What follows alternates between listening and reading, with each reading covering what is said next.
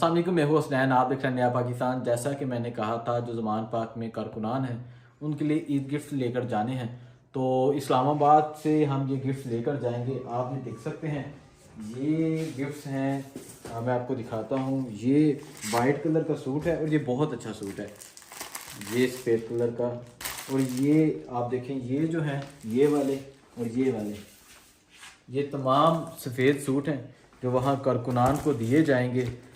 और उसके अलावा साथ आपको दिखाते हैं, साथ ये वाली ब्लैक खेरी है। ये जितनी भी हैं ये ब्लैक जूते हैं जो वहाँ कारकुनान को दिए जाएंगे। और ये उन कारकुनान के लिए हैं जो पहले बनी गाला में इमरान खान की हिफाजत के लिए मौजूद थे और अब ज़मान पाक में मौजूद है। तो इंशाल्लाह कल रात हम इस्लामाबाद से लेकर जाएंगे। और भी बहुत से लोग हैं जिनके लिए ज़रूरत है, तो हमने जो मुमकिन कोशिश की वो चीज़ें खरीद ली। बाकी लोगों के लिए अगर कोई कोऑपरेट करना चाहे, उनकी ईद की खुशियों का हिस्सा बनना चाहे, तो वो ज़रूर रब्ता करें, मेरे इनबॉक्स में मैसेज करें। तो इंशाल्लाह हमारी कोशिश होगी कल रात तक जितना ज़्यादा हो सके हम चीज़ें खरीदें और उन लोगों तक पहुँचाएँ। बहुत शुक्रिया, दुआ में याद रखिएगा।